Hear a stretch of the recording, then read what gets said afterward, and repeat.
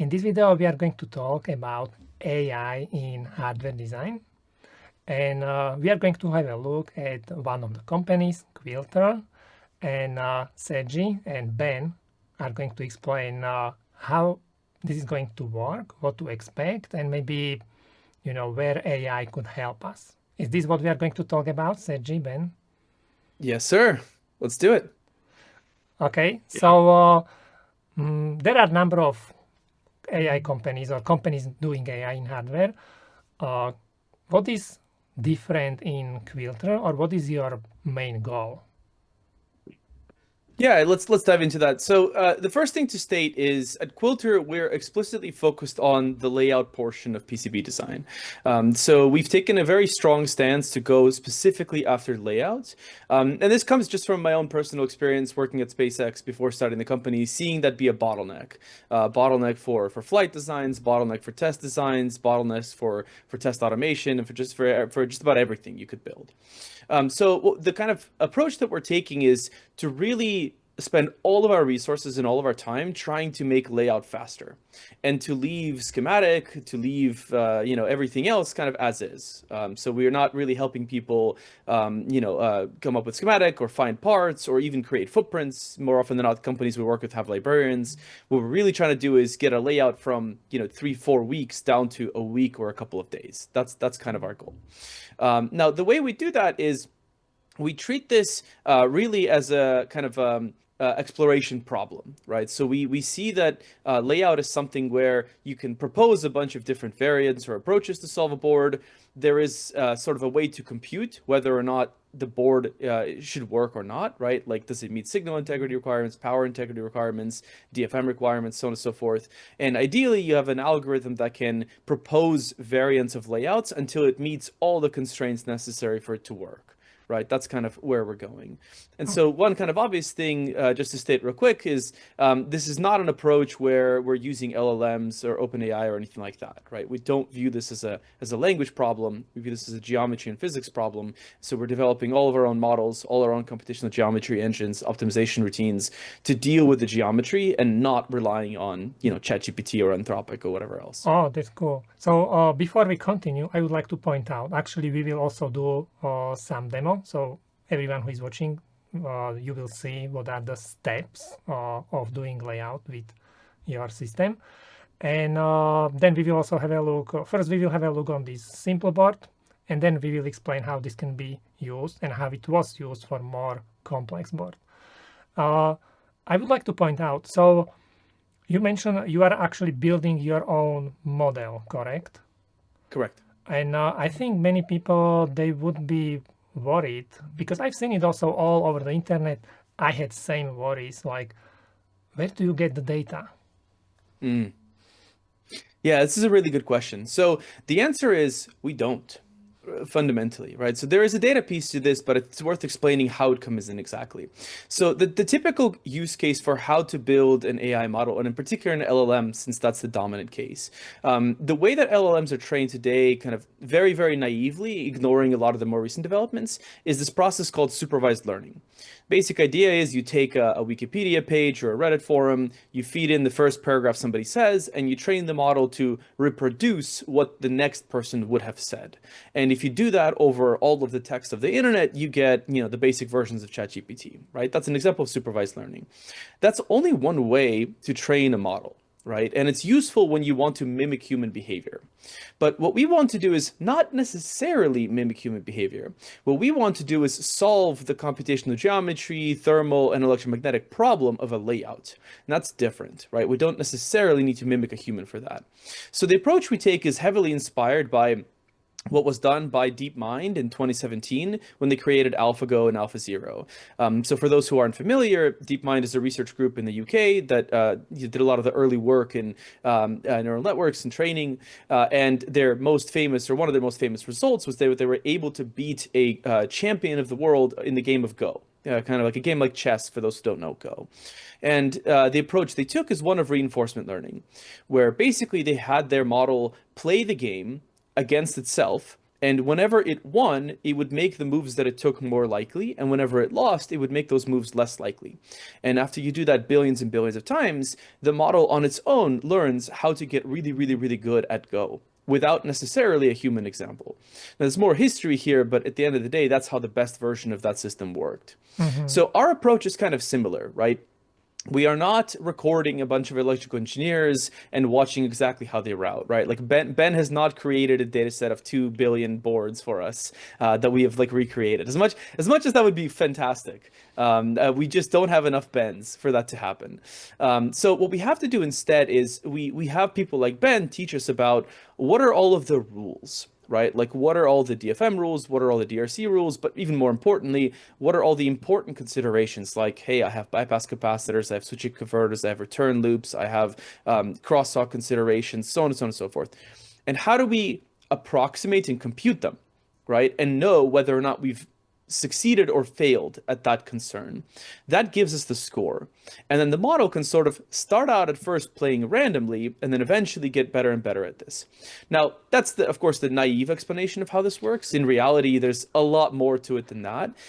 If you look at the backgrounds of our team, a lot of us are from backgrounds of like computational geometry, 3D metal printing, self-driving cars, and there's a lot of just actual classic algorithms and code that go into this as well to make the problem tractable, right? But overall, the philosophy of the company is that whether or not a board design is good is a computable question. And if it's computable, you can have an algorithm attempt many, many, many, many times to solve it, and eventually it gets better and better at meeting all those constraints over time. I would like to highlight this because I think many people they think this AI in hardware design is hard to do or it's impossible to do because there is not enough boards available on internet, and not enough boards, but not enough good boards Yes. to kind of use for the training. So that's not the way what you are doing. You are actually teaching your system based on physics and rules, and system teaches itself automatically what is good, what is bad, and it will figure out the ways to do it properly. Maybe even different way than human are doing this, but it may be at the end it may be even better layout, correct? It's possible. I mean, I think that people are right that it's hard. Let's start there, right? Like let's not overpromise out of the gate. This is very, very hard. We have a long way to go to truly master this. This is not something where, you can just install a Python package called reinforcement learning, give it KiCad or something in ANSYS and say go. Like if that was the case, this company would have existed a long time ago. The reality is even with modern reinforcement learning, even with modern simulation tools, even with modern CAD engines, all of that, it's still really, really, really, really hard.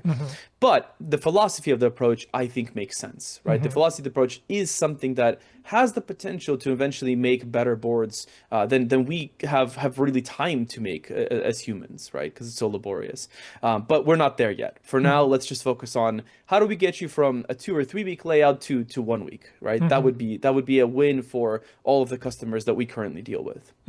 So this is very important again to point out. So if someone is expecting one big button like do my layout, that's not what we should be expecting, correct? No, absolutely not.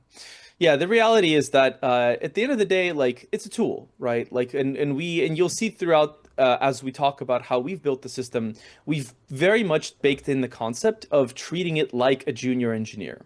Right, so very purposefully, we've left a lot of your control as an electrical engineer in the tools you already know, right? So we very directly integrate with Altium in this case, but also with Cadence, also with Xpedition, also with KiCad for the hobbyists. All of the iteration that we do with these boards, and iteration's important, you still do in your CAD tool that you already know. And the way to really think about Quilter at this point is like you have an intern or junior engineer who's new at your company, and you've given them a simple board, and every couple of hours you stand over their monitor and say, oh no, don't do this, do that, rotate this, change this. And with that, you get in a few 5-minute check-ins, you get to a layout rather than doing it all yourself, right? Like that's the better model for how we can operate today. There's definitely no magic button. I would like to again point out, when we are talking about small boards, small I mean like, well, let's say 10, 20, 50 components on the board, these may not be so visible, but if we are going to boards with hundreds or thousands of components and thousands of nets and vias and everything, this can be actually very big time saver, correct? That's why you are doing this. Because I think many people, they don't realize when you have, I don't know, board with 3,000 components, you have to go and pick every single component, maybe move it to correct position, double check, then go pick another one. And if it takes like 20 seconds to handle one component, if you have 3,000, you can multiply it. And then you have to connect every path. If the component has at least 2 paths, it's going to take a lot of time. So this is where you would like to save the time initially, correct? That's correct. So when we, when we have customers coming in asking about the product, asking about where to try it out, we steer them into what we call the Goldilocks zone for Quilter, right? And in a lot of cases, if your board is like just a simple interposer board with 2 connectors and something like that, we're not going to be particularly helpful, right? Like you could probably knock it out in an hour or 2 yourself. By the time you learn how to use Quilter, it'll take as much time, if not more. It doesn't make as much sense yet, right? As our quality and polish increases, maybe that use case will make sense, but that's not where the focus is today. Conversely, if you go for boards that are way too big, right? Like if you give us a data center card or a full GPU, it's just so much that we just can't handle it, right? So we can't help you there either. But sort of between like 200 components to 1,000 components is this really nice sweet spot where probably the bulk of designs in professional companies are in that sweet spot anyway. Especially when I think about test boards and engineering samples and, early exploration cards and things like that. And those are taking 2, 3, 4 weeks, and we can pretty reliably compress that down to a few days, right? With exactly the method you're talking about of like eliminating a lot of the laborious parts, still giving you the control, but expecting some cleanup and some oversight. So the board we're going to show at first is not the main use case, right? Like certainly we have people who build boards like this, and we do have a free version of the platform up for kind of hobbyists and people who just want to poke around. You're welcome to it. Hundreds of these are being made every day on that. That's great. But like we're really focused on the ones that a professional is spending 2, 3, 4 weeks doing, at an aerospace defense company or an automotive company or at a consumer goods company or something like that. Okay, so in this kind of demo, we are going to have a look on simple board just to show the steps to explain that everyone understand how these more complex boards are going to be designed, what steps need to be used. And we are going to use this Raspberry Pi microcontroller, and I think Ben is going to do this kind of one, right? Correct? Right, yeah. Yes. Yeah, so we start with something small just because it takes a lot less time to walk through the steps. And I just wanted to add to something Sergiy was saying there too, like even if I wouldn't throw a 5,000, 10,000 component design into Quilter today, designs like that tend to be like very large designs already tend to be somewhat partitioned. So, that's another use case that we're seeing is some companies that have to do very big, difficult things can actually divide them up into smaller pieces and treat them as separate designs and run them in parallel. That's the beauty of this kind of system is because it's software as a service. Basically, it runs in a server and I can upload to it and I can have as many jobs running in parallel as I want. And that's actually super helpful. And I've adopted that as a part of my integral part of my workflow. So I will start with a design like this. Okay, I'm curious. And obviously, yes, this is kind of as simple as just a microcontroller board with an RP2350. And you'll notice that I'm using in Altium what's called blankets. We'll come back to that in a moment. But at the simplest level, just to poke this with a stick, you'll see I've got, everything's on one sheet. It's pretty simple, but I could have a multi-sheet. It could be hierarchical. It doesn't matter, right? That's all supported. And I've got my bypass caps directly connected to VCC pins up here. I've got my USB-C, Type-C, USB 2 connector there. That's reversible I/O. There's the crystal oscillator down here. The RP 2350s are wonderful in that they actually integrated this switching. Actually, I think the earlier version had a switching regulator integrated as well, if I recall. Maybe it was linear, I don't remember. But so we've got this switching regulator here. We've got another one up here for stepping down the USB input could go anywhere up to 20 volts if it's USB-C. So that's regulated down to 3.3 for the system. And so I've got a fairly well laid out schematic. I've got a differential pair defined for USB 2. And then this is the normal starting point, right? We very much, it's human with AI, human in the loop, AI in the loop, whichever angle you want to do it. But I will always start with basically my board outline and any critically placed components. All of this is pre-done on my side. So you did this, you imported the schematic into PCB, you draw the basic shape and place the critical connectors or the connectors where the connectors where we know the places. Exactly, and the push buttons, if I had any specific positions for LEDs or any sort of user interface or anything that's mechanically required to be where it is. And here's the cool thing, which we'll come back to later as well, is that any copper I put on the board for pre-routing anything is also left alone. Quilter will keep it as it is. Anything inside that PCB boundary, it treats that as sacred and it won't tear it up or modify it. So it also allows for me to adopt my reuse practices as well, which is very, very much sort of leveraging that side of things as well. Again, if I partition a design up, and even if I'm using Quilter to do a certain chunk of something, if I work with Quilter and get the routing and placement really good for an IC and its surrounding components, then there's nothing stopping me turning that into a reuse block and reusing that over and over and over again. And Quilter doesn't have to compute that every time. So, you know, it's going to also accelerate the process for things that are pretty common. But I'm sorry for interrupting, but I would like to point out it's really cool. It doesn't touch the things which are already there, because it's, you know, when I was trying AI and I asked to write some software, you never know what it will rewrite. So I really don't want to have this kind of PCB where I run it through AI and it will randomly change something what I already checked or I'm happy with. Yeah, so exactly. Yeah.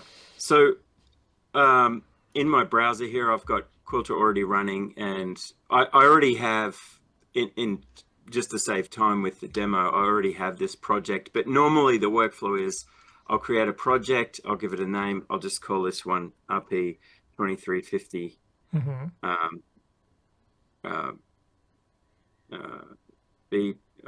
I'll just call it, that's an A actually, RP 2350A. So I have this new project, and then it's like ready to accept files. So again, Sergiy already mentioned we support Allegro, Xpedition, Altium very well, and KiCad as well, of course. And before you saw from Altium, I just explored the project directory. I have a lot of stuff here as well, previously open, just to accelerate the demo process. But normally we would take the project file. That is not the correct, I don't know why I've got that there. Somehow I duplicated that with a double dot. This is the correct one.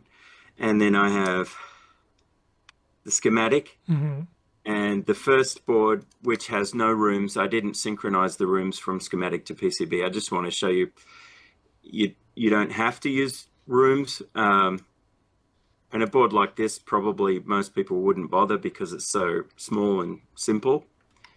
And then we're uploading that. It's parsing the files. It's detecting all the information that would be needed. Now, in the past, even here in the past with some auto routers of yesteryear, and one of the reasons people hated using them and didn't believe they will ever amount to much is because all they did was actually the board routing. You still had to place the components. You still had to set up all your DRCs. Now, don't get me wrong. Again, it's not a big red go button. You are in charge of your design, and ultimately you are responsible for its release. And so there is some setup involved, but with part of this reinforcement learning framework, we're able to parse and interpret and intelligently present a lot of the issues with design that lead to design rules and so on. And so all of that information I have a question. I am going to interrupt. Yeah. Sorry. So first, make it clear. So if someone would like to try it or use your system, they go on your website. Of course, they need to have an account, and I guess is it like publicly available now, or they have to? It is. It is. Yeah. What I'm doing today is released in the public, and anyone can sign up for an account to evaluate it. Yeah. Sergiy, you wanted to say something there? Yeah, I'll just say it's probably relevant for your audience in particular. If you just go to quilter.ai, you can log in, sign up. There's no restrictions. Go for it. That's kind of our free version, and our free version is not meant for commercial use. That data we do. Speaking to the kind of training and whatnot, we do take the boards that you give us on the free version, and then we slice them up into new boards, new problems that we give ourselves to solve. Right now, for commercial customers, that's not acceptable. So for commercial customers, they'll reach out to us, schedule a demo, and then we'll set up a commercial account where that doesn't happen. And with the more serious kind of aerospace and IP sensitive customers, we can even deploy this on premises. This is so interesting. we can. Yeah, very, very important, right? I mean, especially here in the U.S., our defense industry is in a very important part of this puzzle. And with things like ITAR and CUI and EAR and whatnot, the only really way to do it is to give it to you on premises, put it behind your air-gapped servers, let you control the full installation, and no access to the internet needed, no call to ChatGPT needed. It's just a piece of software from that perspective. So if you're one of those folks, come schedule a demo and we'll help you get set up with a pilot that's suitable for that. But if you have just an open source design or some non-commercial design you want to play with, come upload, throw it in, have fun. And it's free. Yeah? If you are doing this free or open source board, you don't have to pay. Correct. Okay. Correct. And then so they go on your website. They will upload the project exactly as Ben showed. Now, first question what I had. I know some answers because we had already called before, but I would like to clear this. What about the rules and stack up and this kind of stuff? Because how does it know what it can do now? Yeah, Ben, you want to that's a click good next? point. And I didn't actually highlight any of that, but I did have a basic set of design rules already configured in Altium for the board, and that is also parsed and understood. There are certain rules that we're not handling at all today, just because they're nothing to do with route placement and routing. But all of the things like clearance widths, it knows what the differential pairs are. All that critical stuff for routing the board correctly and placing the parts has actually been parsed and interpreted. But I have a chance also to review that and make some adjustments as I go. So we get a preview, you can see that that's there, and that's actually what you're asking about is the very next step. So first, it's brought in and it's showing me, for confirmation, this is the layer stack that's defined in the board as I had already defined it. So it's a 4-layer board. I've got top and bottom for routing and 2 inner ground planes for good signal integrity. If I renamed this, even in Altium Layer Stack Manager, if I named this L3 underscore power or PWR or something, Quilter would understand it was intended to be used for power planes, and it would, in that case, I'm maybe jumping ahead a little bit, it would pick the most commonly connected power net in my design, which in this case would be 3.3V is the net name, and it would give me one big power plane on that layer for that net.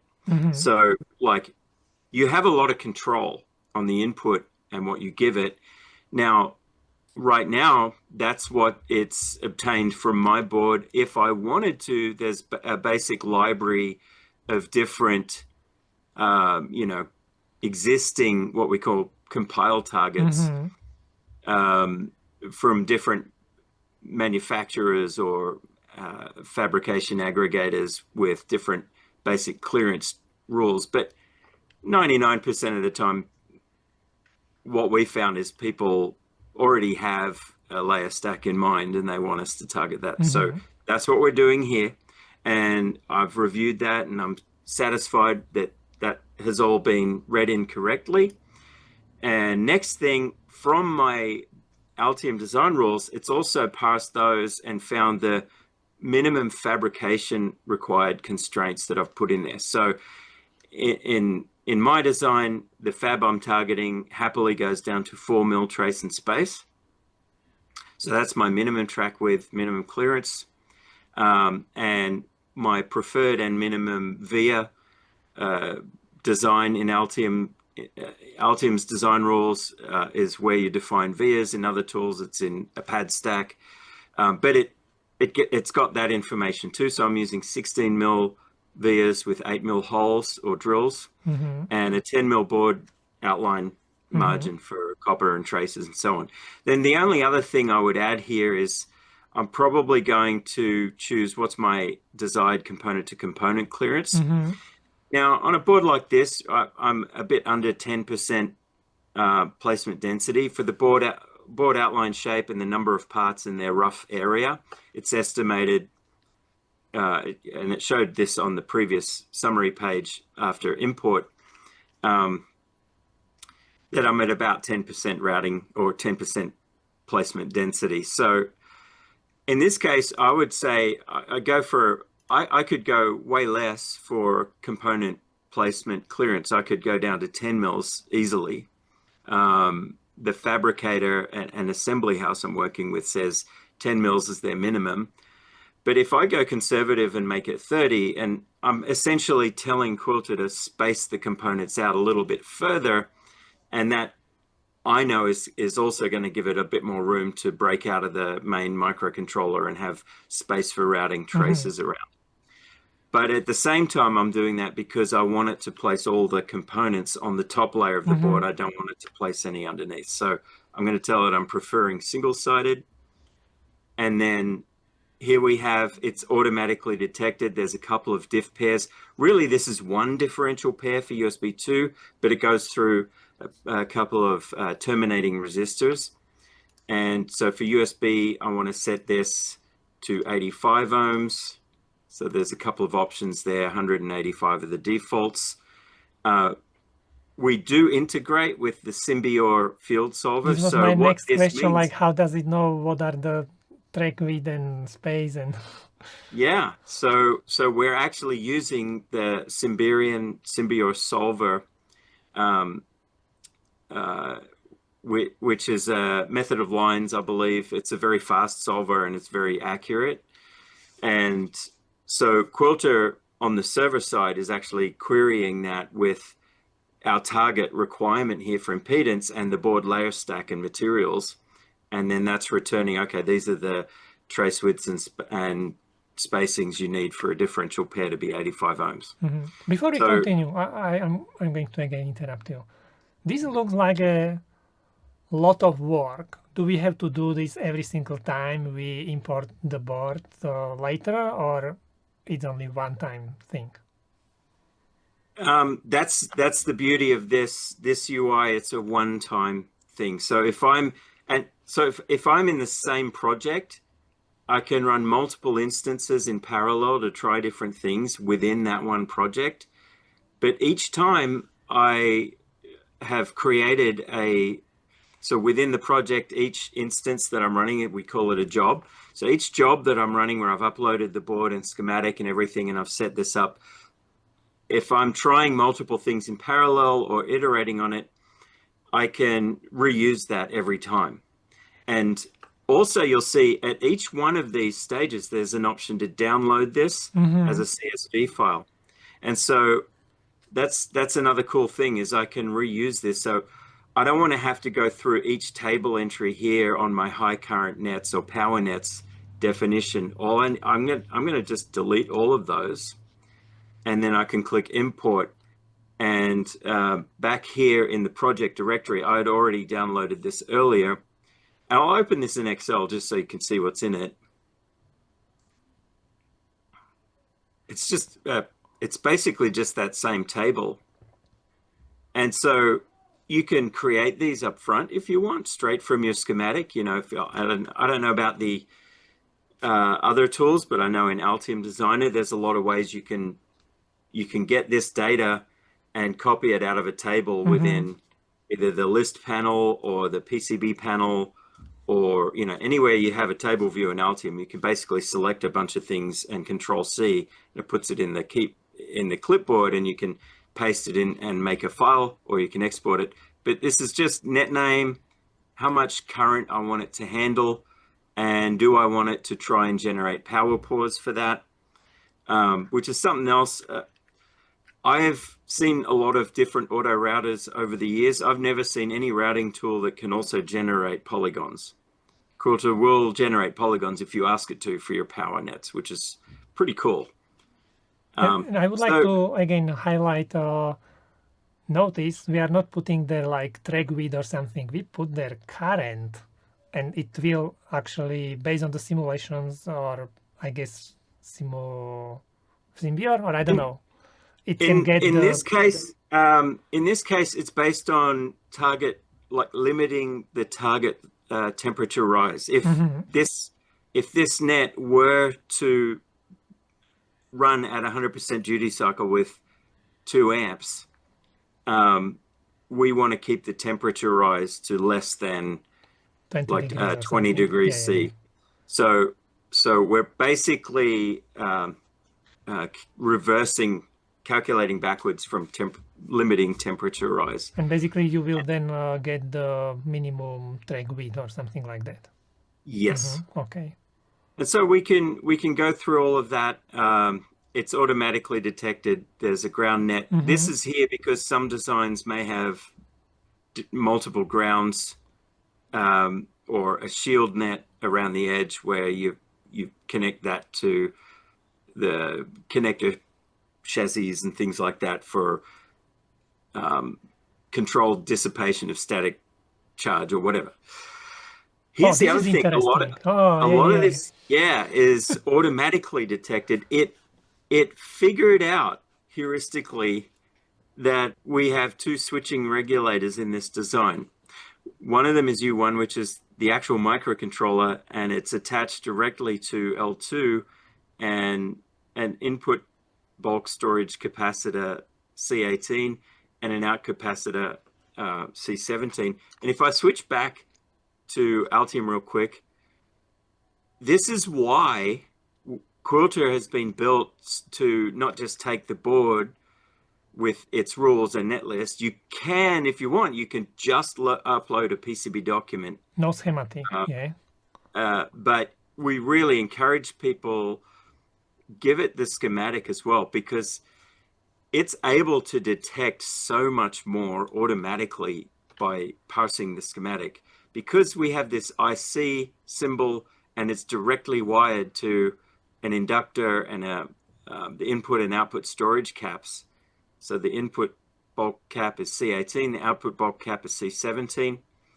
It's automatically detected that is important. These should be placed close to each U1 other. is the host IC, or it is in this case the VRM, because it's built into the silicon of the 2350 chip. And coupled with that, it's got its inductor and storage caps. So this is presented to you obviously because you may have a situation in schematic where it's assuming that this is a switching regulator, maybe it isn't, and you have a chance to say, no, I don't want you to Review, treat that as a switching regulator, but in this case I do. So it's automatically detected that. The other thing it's done Oh, is nice. it's looked at all of these capacitors and which chips and which pins on those chips are they wired to. This is very cool. It will actually do a best guess of this even without the schematic, because it knows this is a component with a designator starting with C, and one pin, it's got 2 pins, and one of the pins is on a power supply net. It's got a net with, say, V in it, and the other one is attached to a net called ground or 0V or whatever. So it's probably a decoupling cap, a bypass cap. And then it sees all of the other component pins for, you know, U designated components or IC or whatever. And it knows, like, this pin is assigned to a power net. It may just be a pull up or a pull down, or it might be a power pin, but it's on that net and it's near a bypass cap. Or in this case, they're directly wired to each other on the schematic. And so it does a pretty good best guess of auto assigning those. Now, so this is basically what is different from kind of like outer. So this is kind of intelligent. It can group the components based on the schematic, and this can be super helpful for this automatic component placement. Yeah, let me add to this, Robert, that so a lot of this is actually something you can learn to control from the schematic, right? So Ben kind of very explicitly showed that, you know, these bypass caps are explicitly wired to their pins. I noticed this. I was thinking that's the cue. That's the key is you connect it, you draw the wire. You didn't use the net labels, but you draw the wire. Exactly. So there's some cases like this where we've given you kind of a few tools that as you're drawing your schematic, just by drawing it the right way, you're already telling Quilter the right thing. Another example here was on the power nets. A lot of our designers are using like net classes as a pretty standard thing where they'll put net labels and everything. You don't have to trust this list, and you don't have to enter them one by one. Just add a net class, right? And we already know that much. There's other tricks like that as well. Exactly. So a part of this is giving you the tools that while you're still in the schematic, you're already starting to kind of influence and control the layout. And as you learn the tool, you know what it's going to do. But another part of it that's coming that isn't here yet, and this is arguably probably the only place that we plan to use large language models, is a lot of this information is going to eventually come from the data sheets. Because in the data sheets, we have the information about, you know, the voltages, the currents, the switching speeds, all those kinds of things. And we're currently working on building that in so that even more information gets populated, not just from guessing at the schematic, but also from reading the data sheets for those parts. So for example, if you are creating processor power, then it will know for this specific power maximum current is 2000 milliamps. And you don't have to specify it or manually write. It will find it in datasheet. Yeah, the way we think about this is like our goal is to get this to be 99% accurate, right? We can't promise 100% on this. So your goal, AI never 100%. That's right. That's right. I mean, we'll do our best, but you know how it is. So really, we're not going to release the responsibility of the human to review this, but hopefully you're not doing a lot of editing over time. Okay, we can continue. Well, I just want to also, like, just in case it's not obvious, it's like the only reason you need to enter a lot of this information, like you could look at this and think of a routing tool and say, well, obviously we need to know, it needs to know how to calculate trace widths and things like that, or take it from my predefined design rules. And so that's where you get things like, well, these are diff pairs and this is the differential impedance we're targeting. These are power nets, etc. But why enter all this information about bypass caps? Because it is also an auto placer. And again, that's worth just reiterating, because up until now, up until I joined Quilter, at least, Altium had an auto place in the tools menu in PCB for 2 decades that never did anything. It was like a joke command line. It was like a joke command in the toolbar, because back in the through-hole days, it would just lay out chips all aligned into a grid in a random order. That's it. That's what it did. And then by the time I joined Altium in 2004, it created a mess. And then sometime later, when Protel became Altium Designer, the menu entry was there, but it became inactive. It just did nothing. Mm-hmm. So, like, to my knowledge, good auto placement has never been possible before, and I'm sure there's other people probably working on trying to solve these problems with AI, but Quilter is the one that actually, it's here, you can use it now, and it's working. And this is why we need this information, because it's like, okay, well, let's put C22 as close to Q1 pin 3 as we can. Like, this heavily influences the auto placer weightings. Mm-hmm. Same with like crystal oscillators. We just released a couple of weeks ago, or a week ago, we just released BGA fanouts. This design is a QFN, not a BGA, so there's nothing there. But so we continue. I'm curious what is next. Yeah, now we get to preview.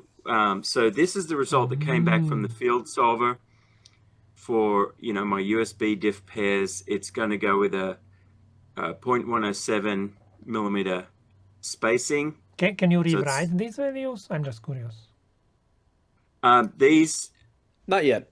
That's not actively working right by the team now. But yeah, so this will be editable for exact reason of, like, if your field solver was a little different or whatever else, you can edit it here. We've actually one of our bigger customers had suggested that they actually would want to get their calculation from their design rules and then compare it to our field solver to just get two values and for a sanity check. Yeah. And as we were having that discussion, they themselves realized that they, within their team, were mixing up pre-etch and post-etch thicknesses, and therefore getting different values. And so hopefully we will make this editable so that you ultimately control it, but we actually also help you double check your math on a lot of the stuff to make sure that you got all the assumptions right in your layout as well. Mm-hmm. I'm asking about this because very often, not for differential pairs, but for the standard signals, I route them a little bit wider, so then later I can use maybe different PCB manufacturers and they can adjust the trace width for specific 50 ohm stack up. So that's why I like to be flexible on these numbers.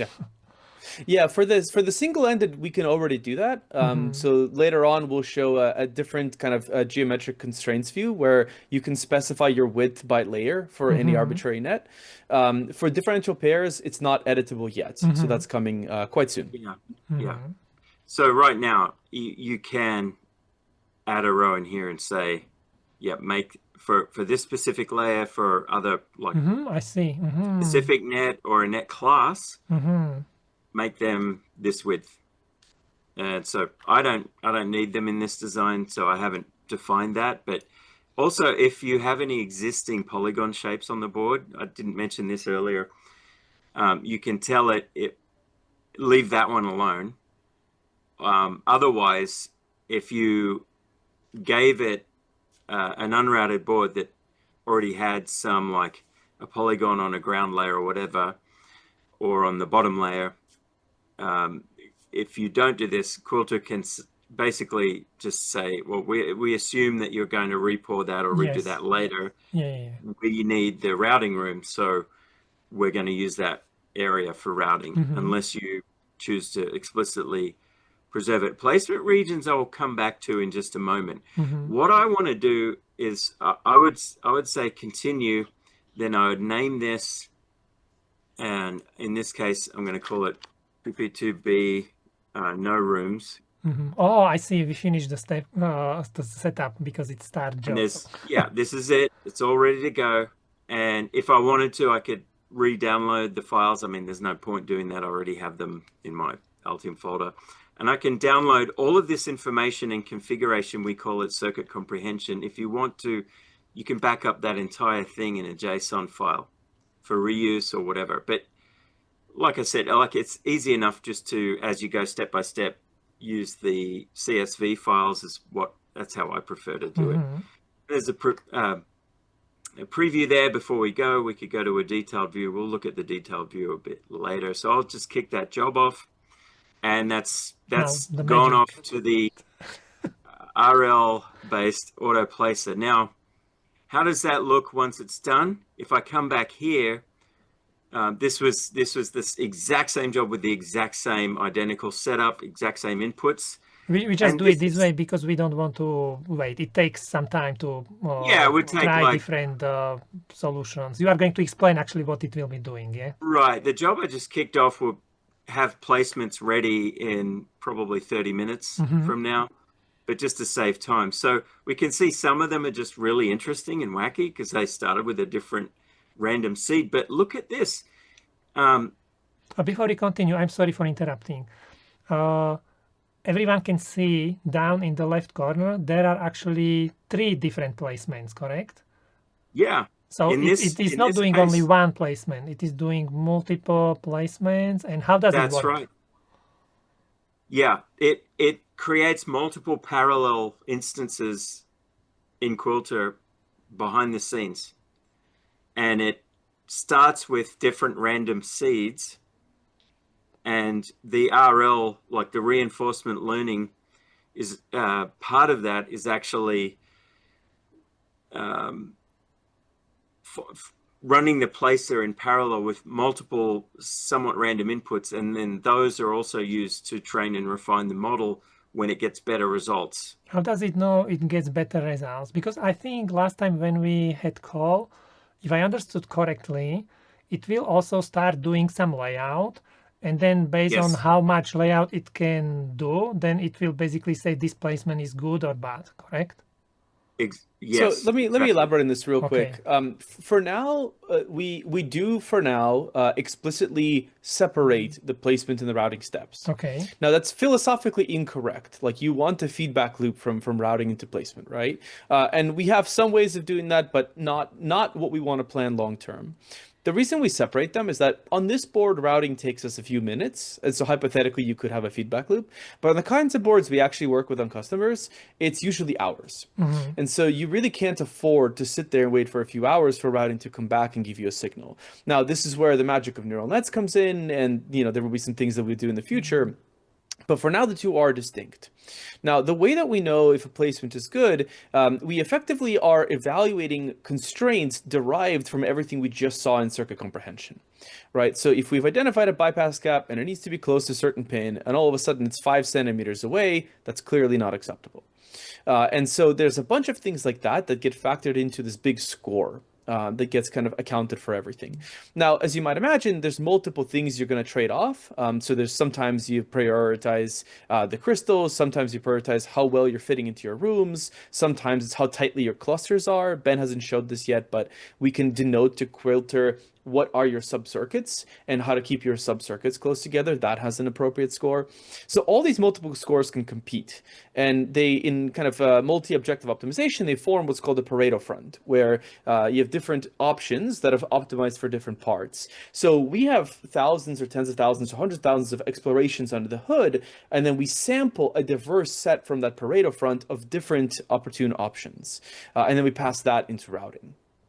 Right, so that's kind of how it's doing it. Is there's many placements under the hood we're not showing, but after all of this work, we pick sort of the best ones from the frontier of the trade-offs, and you should view the placements as kind of fundamental trade-offs between each other. Okay, then we can continue.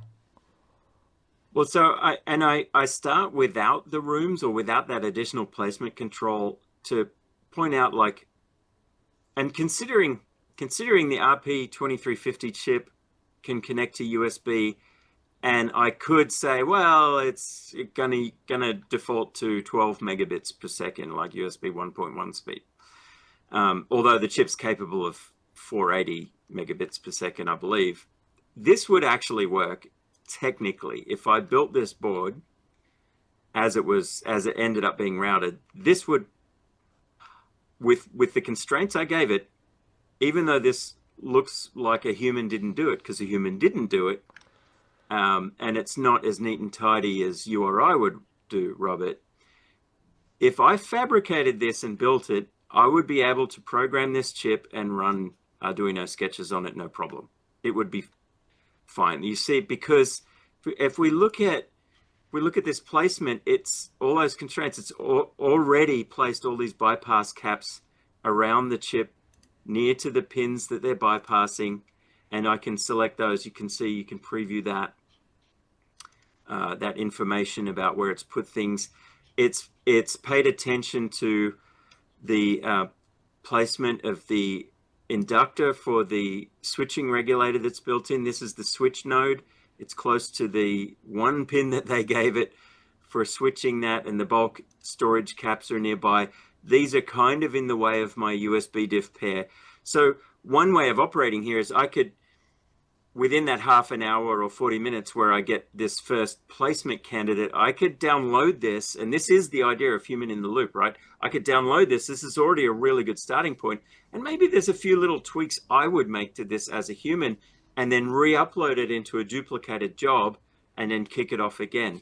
Because if I've already placed everything on the board, Quilter won't run the placer again. It'll just go straight into, it'll analyze it all and then go straight into the routing stage. So that is definitely one use case that we're seeing a lot of.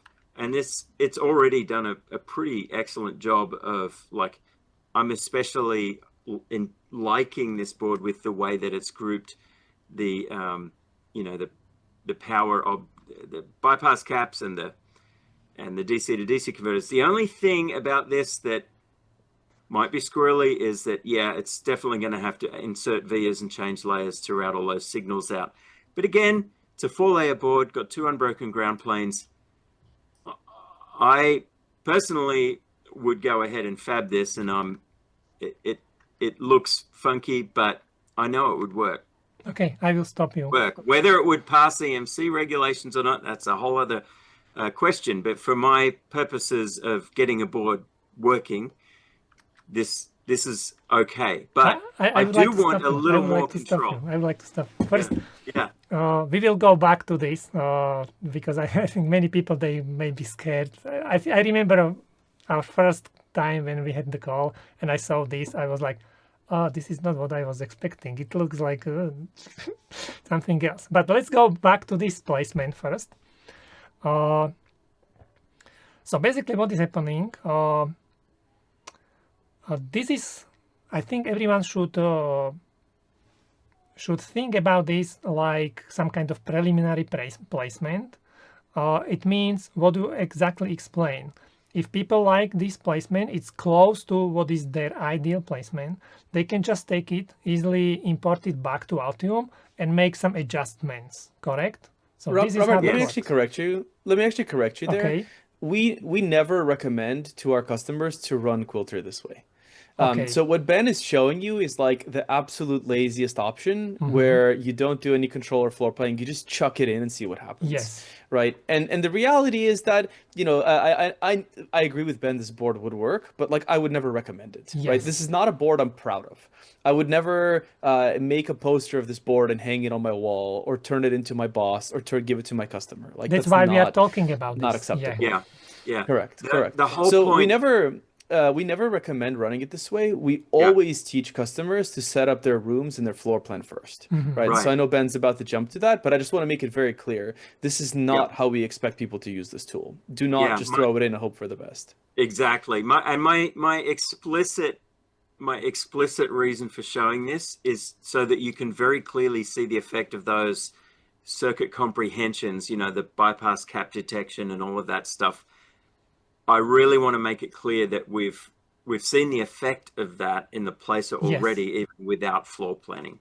But to take that to that next level of quality, you absolutely must do floor planning. So, and that's what I have in the next sample. But to show you what that looks like in Altium Designer, so this is the first version of the board, but the second one that was submitted, I definitely added the rooms. So in schematic, because it's a simple design in just one page, I used the blankets feature in Altium, but there's many ways you can do this in some if you have a multi-sheet design, that's the other way. Altium will automatically make rooms from multiple sheets if you have a multi-sheet design. There's people who, like, you're the EE, you know your schematic design tool. The other way is I also have a room that's implicitly defined here, not using these blankets that surround the objects, with a directive that says make a component class and call it PI reg. There's another way to do it, which is just adding these parameters into the component called class name. This is the old school way of making a component class. And then in my project options in Altium, it will generate rooms from component classes. So I have a component class named MPU, and then when that comes across to the printed circuit board, I can place those as rooms. So there's an MPU room that's associated with the MPU components in the MPU component class. PyReg, I've decided, okay, well, it makes sense for the microcontroller to be in the middle, and that will attract all of its bypass caps because we've got the comprehension for those. I want the buck regulator and sense circuit up here near where I've got this 4-pin header for external access to the power nets.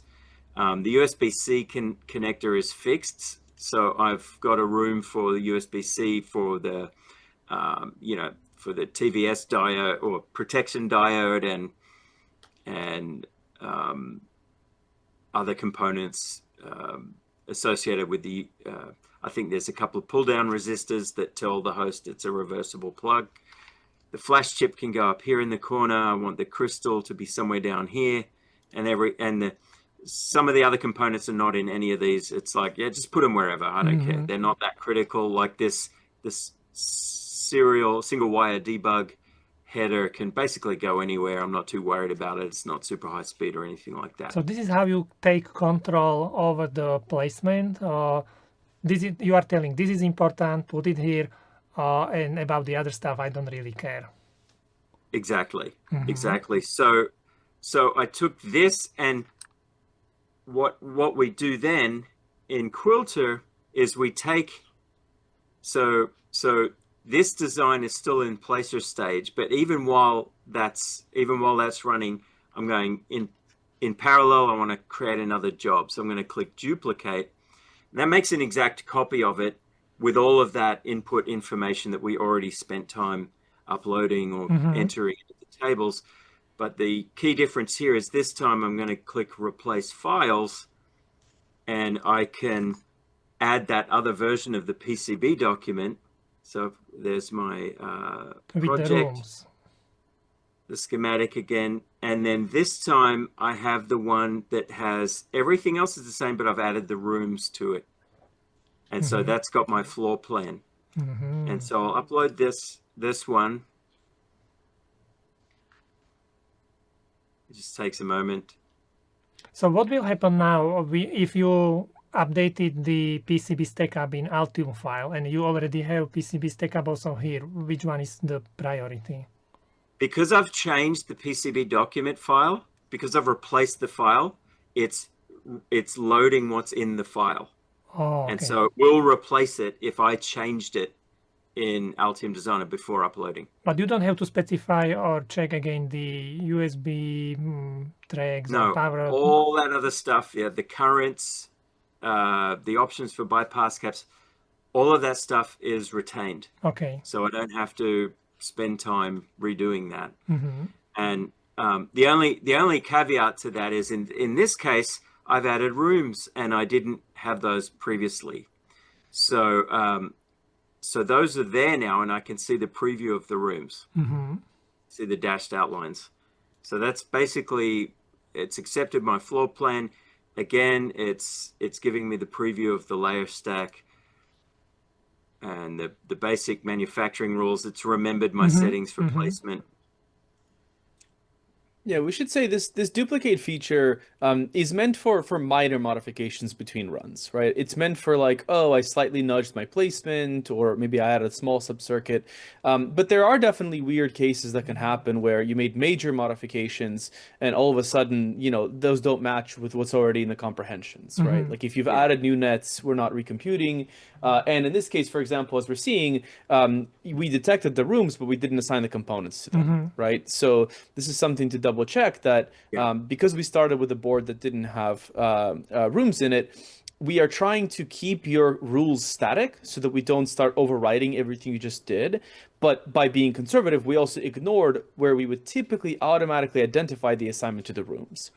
So this is the other reason that we actually typically tell customers to start with a board with a floor plan already, is we will detect the rooms, detect the assignments to them automatically, and then you set up the rest of your comprehension. Yeah, and Ben's even got now, that done. even in this case, if I didn't have this CSV file to import here, it's a matter of copy and paste out of Altium to get it, because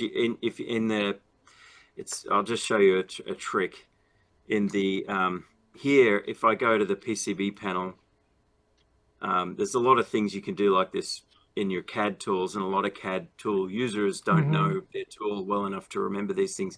But all of these things are already here as classes, and so it's very easy to like choose that whole set from the BuckSense class and then Control C, right? I can copy that to the clipboard and paste it in the Excel in the CSV editor. And with very little work, I can generate, all I need is this list that has the placement region by name and which components are in it. That's it. Super easy.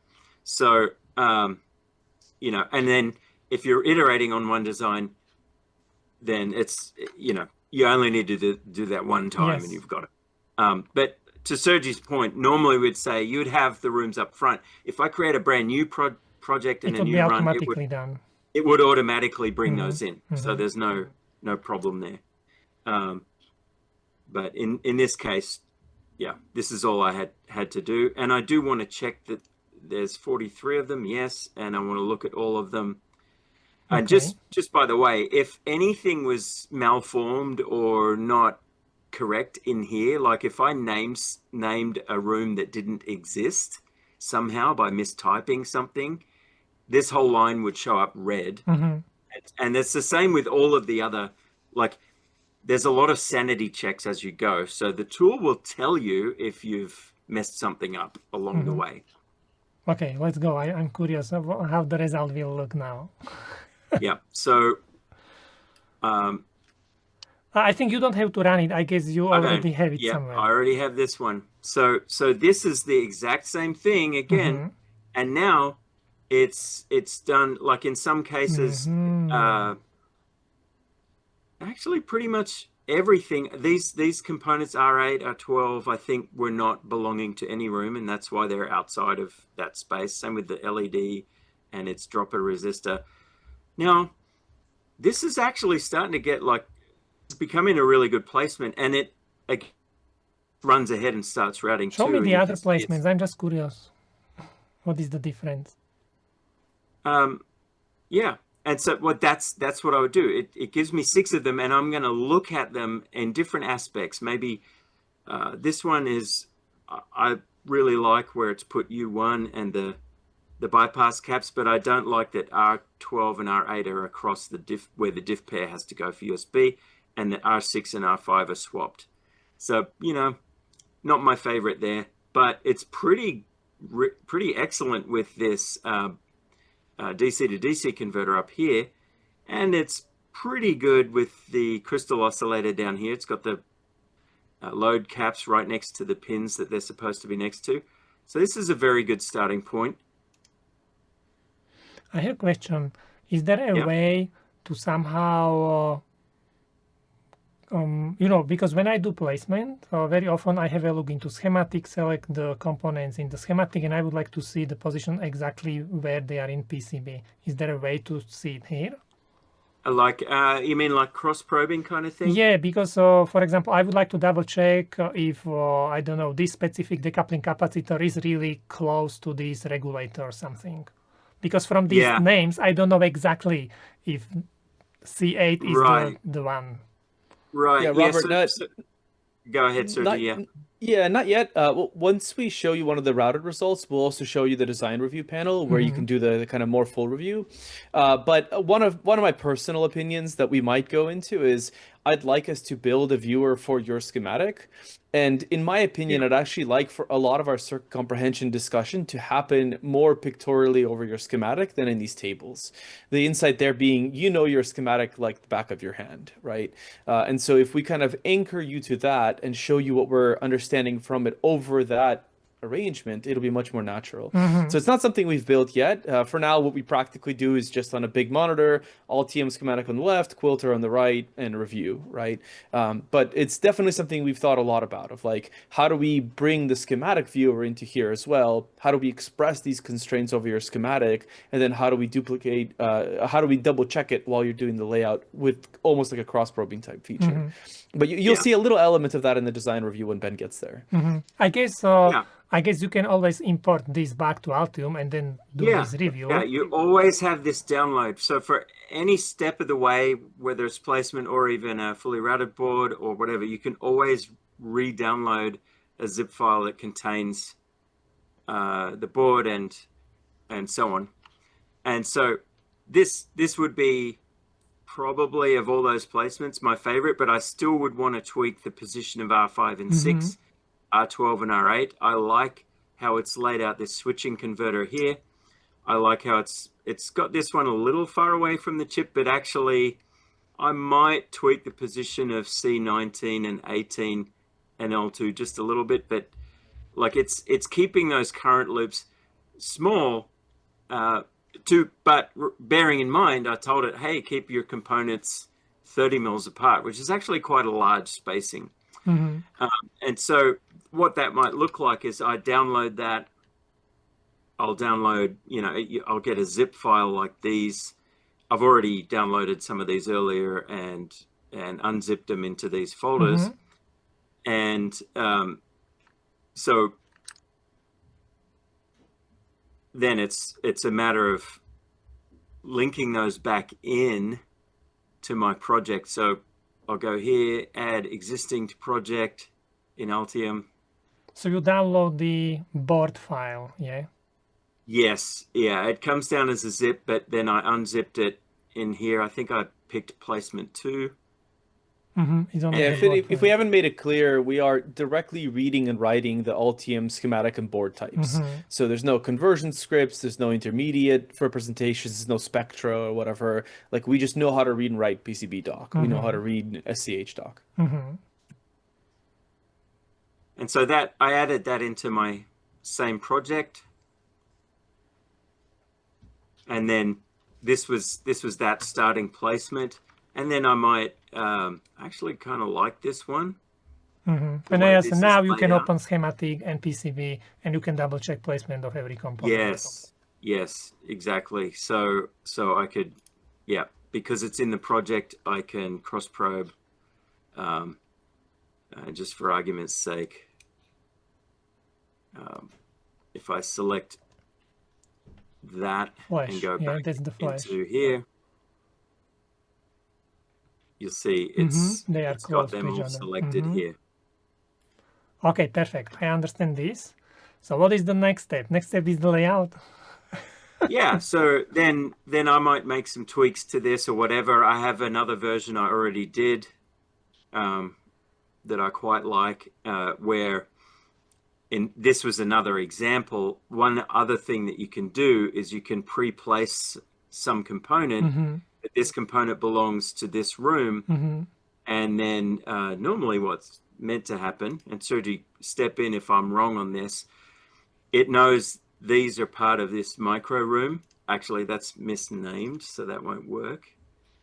It's supposed to be called MCU. I don't know why that's... So it would place it where the microcontroller is? Yes. So what happens is, it's like, because I've already anchored this part in the design where I want it, it'll pull the room in and automatically expand it as a rectangular size to fit all the other parts that need to be with that room around that. components. So that's another option that you have. There's another flavor of this that you can do, which is that if you don't quite know what your floor plan should be, we still encourage you to make the rooms, but just not place them on the board. And what that's telling us is, hey, I want these sub-circuits together, right? By definition, the components that belong to a room are one sub-circuit, and they should be grouped together. But if the rooms are off the board, you're telling us, I don't really know where this room should go yet. So then Quilter will effectively do the floor planning for you. It'll still leave the room polygons off the board. It's not going to redraw those quite yet, but the placements will be grouped and in some floor plan. You can then see if you like that floor plan and then kind of keep going from there. So you can kind of define the groups without defining where exactly they'll go as well. Okay. Yeah. So that version we are happy with this one, let's say. We did some tweaking in Altium. We imported the board again with the placement. What we are happy with. What is the next step? Yeah. So this is the one that I allowed it to replace everything, but just had that anchor component on it. So this is another alternative approach. And if I like some of these, I'm not sure which ones get naturally the best routing completion. Probably placement 3, I think, was the one I downloaded. Oh, so you already did also some layout, Well, this one did. Again, once you kick off a job, it's going to go from placement to routing automatically. We don't stop it. And so I can already see that this one got to 99% and did a pretty good job. It might do even better if I make some small adjustments. Like, it went around there on the diff pair for USB. That actually, to me, that's acceptable, but it's not what a human would do. But there's probably a few things I would change about this DC to DC converter up here. So yeah, again, that's the general approach, is we download this and go, this one's pretty close. I'm going to make some changes. And how does that look? I've already downloaded this one too. If we go add existing,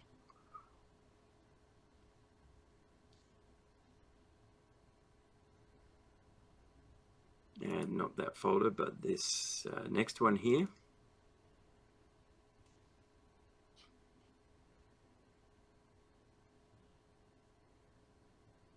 My apologies. I should have had these all added to the project ahead of time. So no, it's okay. But if you need to, you can edit some of that out.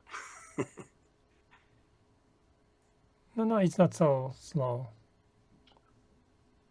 Right. So this is that one. I actually already made a few changes to it. So you might note that it's some of those resistors that were up here have been moved. I've got my switch node very close to the inductor and its storage cap there, so that's clean. I'm pretty happy with all of that. I'm always tempted even to make these bypass caps a bit further away from the chip, but then again, that's the whole goal, right? Is you want low inductance between the bypass cap and its pin. So if we're mounting everything on the top side of the board, this is actually a good quality placement. This is the other switching reg. Maybe one last change I would make would be to rotate this part, because I note that it's put it that way just because of the orientation of the component, and it wants to put the switching node of the inductor facing the pin. But this is designed really to go sort of in this orientation. So I'm happy to put that there.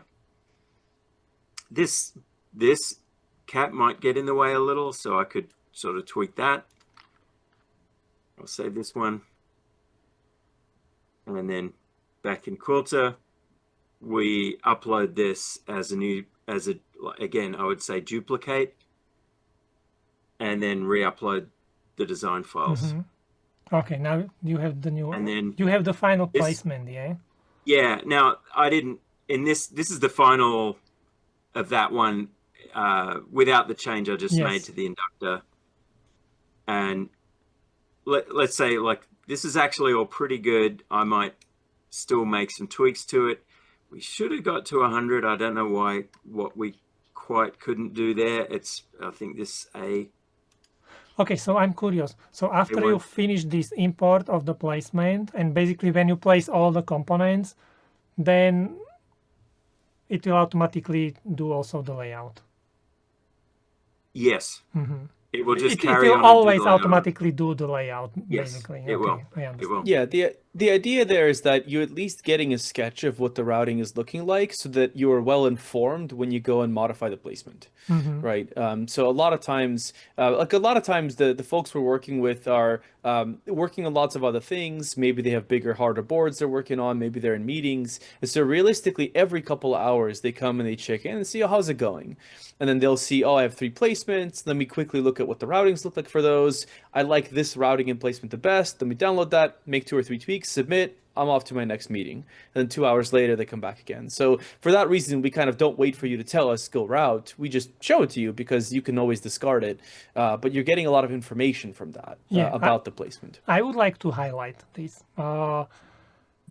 When I do layout, very often the very first layout, when I'm doing this very first layout, I know I'm going to trash this layout because everything what I would like to see is where is the space and where is no space. So basically this kind of layout, what we can see here, it may not look nice, but it will tell us where is the space, where is no space, and basically this is saving us my very first layout, which I have to do manually, and I know I'm going to trash it anyway. Correct? Exactly. Like this allows for design exploration. Yes. Is what you're talking about. Okay. But then basically, once we are happy also with the layout and this kind of stuff, then we can just import it to Altium and make the adjustments, redraw it or move it or make it nice. Right. Correct? Right, exactly. So I'll just hit the download board. So it doesn't mean we are going to manufacture these and we are not going to touch it anymore. We can make it nicer. Right. Yeah, exactly. that is very typical. So, I mean, on boards like this, you probably saw in some of Ben's previous runs, we'd hit 100%, meaning that we fully connected everything. But in some cases we didn't. Like in this one, we missed the net. That's going to happen, especially on more complex boards.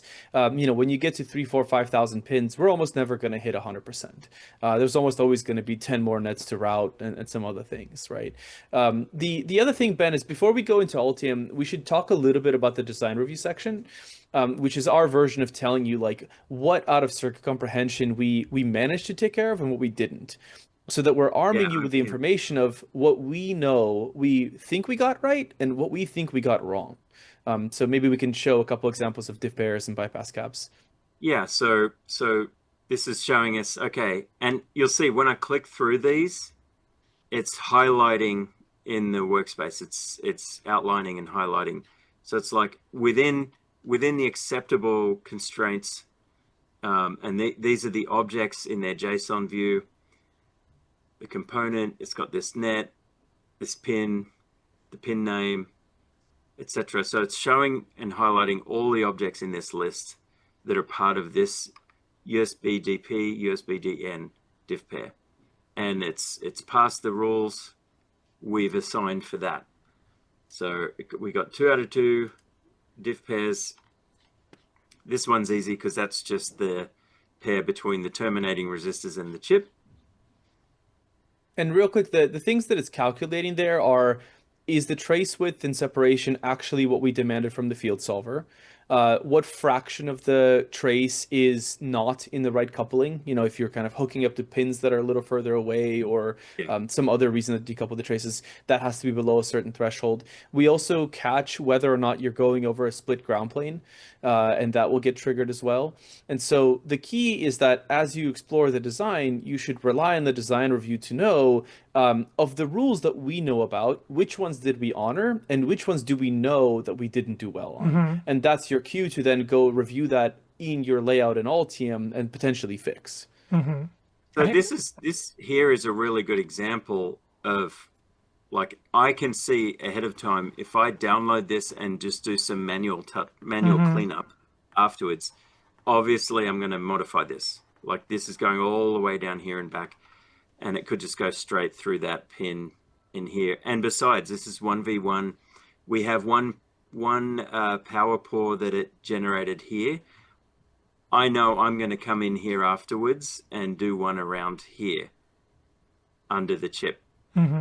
But this is exactly what I would do even if I do it manually, because manually, my very first step to do manual layout is just connect everything, and then I do optimization. So this is exactly what I would do. Yeah, and this is not saying it erred on you're going to have an overheating trace. It's simply saying just because of the way this ended up getting routed all the way down here, it went beyond the DRC scope, for want of a better way of putting it. But yeah, but look at all these other ones that pass. This is VSW, which is up here. So, that's just the switch node. That one was done. So I have a question. Can you do partial layout? Because, for example, what will definitely happen, I'm very sure, if you have big FPGA or BGA and you try to route whole board, it's not going to connect everything. Ideally, you would like to maybe start only with the tracks from the BGA, be sure you can fan out everything, and then continue. Yeah, this is exactly the principle of this iteration that we're showing here. With a simple board, 1 or 2 iterations should do it. But on bigger boards, we see customers doing 10, 20, 30 iterations and kind of build it up like onion layers, the way you're talking about. So how do you specify, like, route only this area or this, I don't know? So we don't have a way to say route only this, but what we can do is anything you've routed is still there and will not get changed, right? So we always route to completion, and hopefully the router's fast enough that it doesn't matter. And what ends up happening is, say we did your FPGA first, you didn't quite like it, you modified it, added your pieces, you lock that in. Once that's in and you upload it, those traces will remain. Quilter won't touch those again. It'll just do everything else. And then you can kind of see everything it did, keep the parts you like, delete the parts you don't, adjust and resubmit. And what's interesting about this is that for this reason, what ends up happening is that a lot of the teams that actually use us are using us for surprising use cases. Like I'll give you one of our examples. One of our customers is actually an RF team. And you'd think, like, why would an RF team designing, intense radars be using Quilter, right? Like, this is clearly not meant for great RF layout. And in their case, what they actually care about is they're the experts on RF. They're doing the RF portion themselves. They're not letting us do any of that, but they just let us do everything else. And we see that as actually really common. There's a bunch of applications like this where, like, a team is an expert at something that they want to test or drive. They'll do that section, lock it in, do all the routing in that section, let us do the rest and kind of iterate on top of it. And this is exactly the reason that also in our pricing model, we allow you to iterate as much as you want. Right? We allow you to run this. This is not like you pay for tokens or you pay per run. No, you're encouraged to run this as much as you want until you get the iterations you want. Yeah, this is... you actually reminded me one of my very first boards when I tested AutoRouter, because I didn't have time to finish it. So what I did, I only routed the most important stuff, like memories, and then I just hit the AutoRoute to finish it. It worked. But would I send it to mass production? Maybe it would need a little bit of more tweaking. Yeah, 100%. So basically what you can do, you can just leave to connect your whole board. Then you will double check the memory layout. If it's not completely finished, you just delete the stuff around, make space, finish the memory layout or something, then rerun it, let connect everything else. Correct? Yep. Exactly. And we see this, for example, in power as well, right? Like you see Quilter's kind of like starting to figure out how to do power polygons, and some of them are okay, like up by L1, U3, those are all pretty reasonable. But the one by L2, right, Ben showed that there was a polygon and there was just a thick trace that went around town, and that's no good. So another way that people iterate is like they'll get a first layout sketch like this, uh, delete everything, create nice polygons for those, use that circuit comprehension panel to lock those in, and then keep going from there and build on top of that. So kind of like there's strategies for how to build these onion layers. And like a common one is, yeah, your differential pairs, high speeds, memories first, or maybe your power polygons first, or some order of those. So basically, if I understand right, to start using this kind of system, you need to somehow kind of learn it.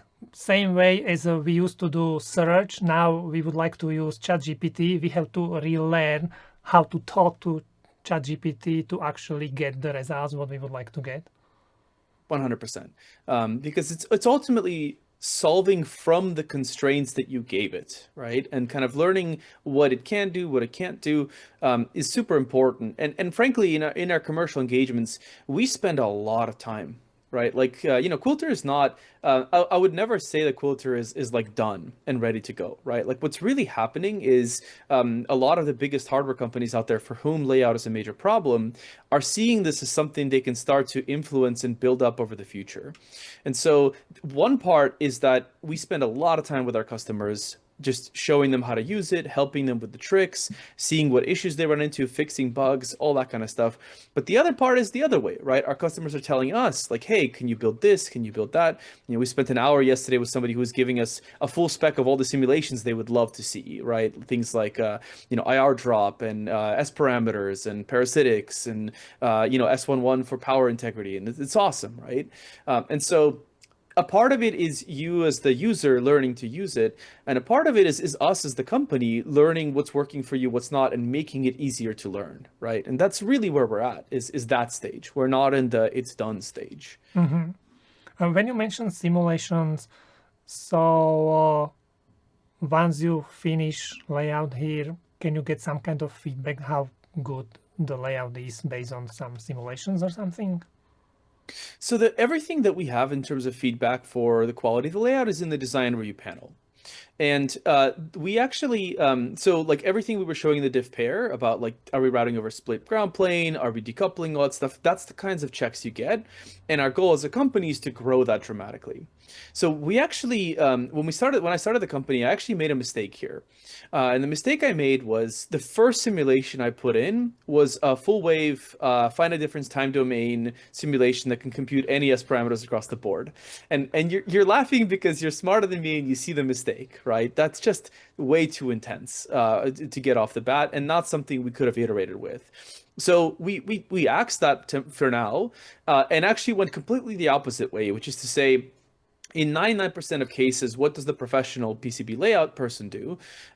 They can reduce the physics down into geometry, right? They reduce the physics into, picturing the return loops. They reduce it into the 3 widths or the 5 widths rule. They reduce it into, don't route over a split ground plane, like things that can be expressed in terms of geometries.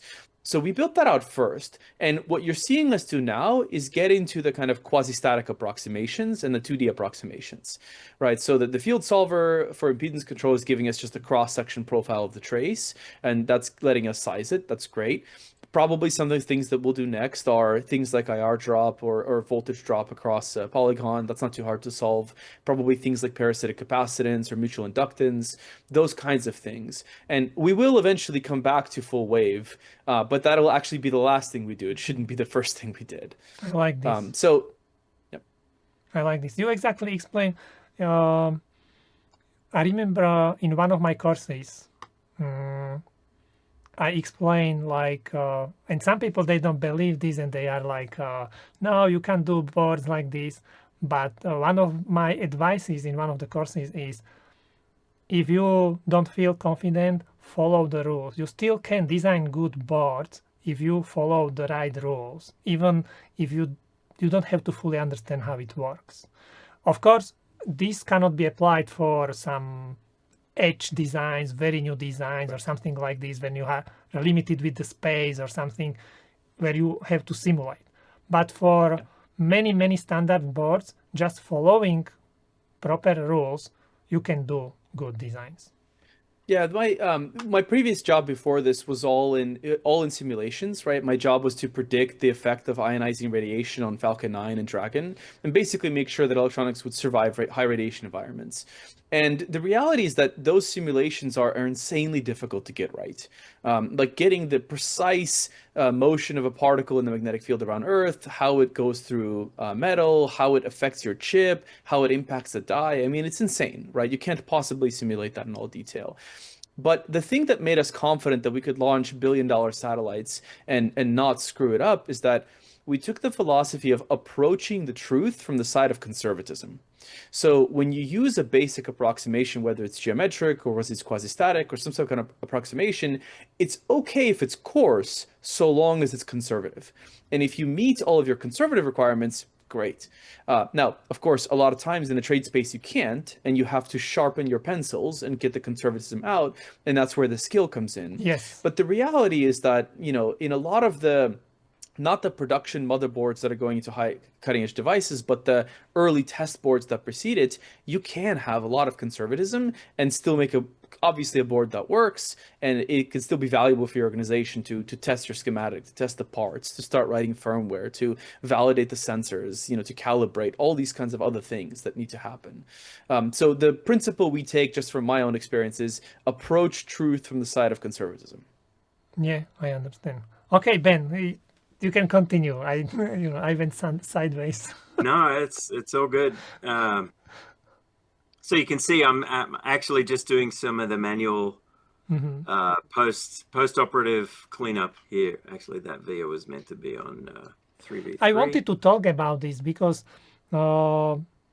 exactly as I explained last time, I remember, or maybe it was when I was watching the video what Ben recorded.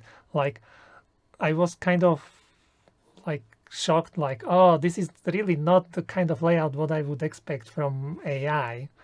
So that's why I wanted to talk about this, that it's still good and useful. It's not so much work to move it manually and make the adjustment. It will look exactly as people would like to have it. Right. And I think AI is never going to make it nice. Yeah, maybe what I need to do. Yeah, I'll say, Ben, while you're doing this, I'll kind of share a little bit of our customer perspective, right? Okay. We go, most of our customers are really big companies, right? Like, you know, tens of thousands of employees, hundreds of electrical engineers, that sort of thing. And we get that demand precisely because those are the companies for which this is the biggest bottleneck. And frankly, they have the resources to invest long term into tools like this. Almost always we end up in an evaluation where the company has to determine, you know, is this useful now, or should we let this technology mature? And we always let the customers define like what their success criteria is, right? And then we help them kind of evaluate whether or not we're there.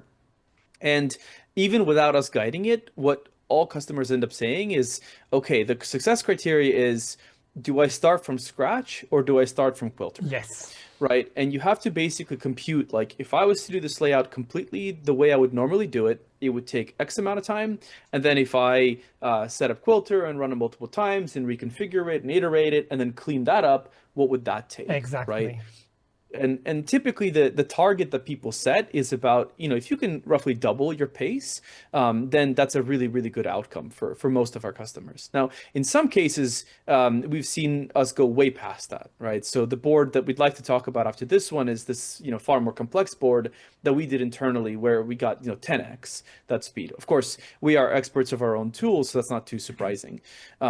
But it's pretty consistent now that on boards of a certain scale and boards of a certain complexity, we're seeing customers over and over and over prove that if you start from what Quilter gives you over a few iterations and then invest in the cleanup time, that it's actually much faster than doing it all from scratch. And that's really the important thing. The important thing isn't that we nail it, it's that we compress the time for you so that your business can move forward. And of course, the job on us is to compress it further and further and further and further with your guidance. I think every senior engineer, they know exactly what you are talking about. Because even for me, as I explained, when I do layout, first phase is to connect everything. Second phase is to do the cleanup. So if we can speed up the first phase, it can help a lot. Exactly. It still saves you a lot of time. Even if you have to do the cleanup, you would have to do the cleanup anyway. So, yeah. Okay, Ben, we can finish this so we can then do the more complex board. Okay. Yeah, so you get the idea. Let me just repo all. And of course, 1 second, just indulge me for 1 second here. I just want to do a repo roll. That is meant to be, anyway, there was actually only one thing left undone. Now that's just that one there. I will point out we explicitly right now are not handling like silkscreen. So the cleanup activity as well that's always going to be required is I'm going to have to adjust all my reference designators. But again, you know, you have to do that anyway. So it's really not a big deal. Yeah, I would just report the polygons. I haven't done that yet, but you wanted to look at the other one. So this here is almost ready to go. I have a set of design rules that this would, after I sort out the silk screens, this will pass DRC and be ready for me to generate Gerbers and go to production. Now, the other design, which is the one that was very widely publicized, is what we call Project Speedrun. I've sort of code-named it the Quilter Computer Mark 1, QCMI. But it is a two-board computer, or baseboard and system on module. And so it is based on the NXP IMX8M Mini evaluation kit. We did that because we didn't want to waste any time having to customize Linux device tree sources or, you know, any of that sort of side of things. It's like if we take an existing board that has been sold in the tens of thousands and we know it works, or maybe thousands, and we know it's good to go, and there's very good hardware design guideline documentation. NXP is really good with all of that sort of stuff. Then we're starting from a known position that we can get to. So you took the working schematic. Yes, and I modified, of course, all of that and took out a lot of the stuff that was unnecessary and redid it. But none of that's counted in my summary of the time I spent on the project. This is just prettied up for marketing purposes. But essentially, aside from the front sheet, this is nine schematics, and pretty consistently with professional service bureau and contract PCB designers who are specialists that I know, who I asked to give me honest quotes. I paid them for their time to look at this whole design and give me a report, an accurate, honest report of how much time will this take you to lay out the board, given that we already have all the schematics. How much? 3 months. You don't need to, like, all we need you to do is place the unplaced components and route according to design guidelines. Okay. And so so this is actually, this is kind of fun, Ben. Let's let Robert guess. So Robert, we're talking about two boards here. We've got a SOM. I'm sure you know the NXP IMX8 quite well, that sits on, and then we've got the kind of motherboard that inherits it. It's got, you know, Ethernet, USB, HDMI, M.2, all that kind of stuff. I am curious, like so assuming schematic's done, but layout is from scratch, like what would you estimate? There is memory, yeah? How many memory chips are there? Just one DDR4, LP DDR4. Yep. How small it is? Show it again. Not small. So these are not particularly dense, right? There's plenty of space on the SOM, and then there's certainly plenty of space on the baseboard as well. This Okay. is So this it is shouldn't be too the dense. Okay, I don't know if I've 1.5 This is or a- 2 this- months just for the layout, both boards. Okay. But I don't know good if guess. it's correct. No, you're very close to the estimates we got, Ben. I'll let you do the summary of yeah, what we heard. that's basically it. And like the engineers, the contractors, I sent the bid to, and I was very clear with them. I'm like, I'm asking you to quote this because I need to know. I'm doing research, and I need to know on average how much time people consider this up front before actually doing it.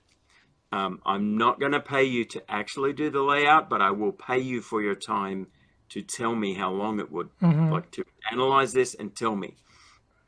And the results came back varying from a very, very experienced Altium user who I've known for more than 15 years, who is one of the local professional layout contractors.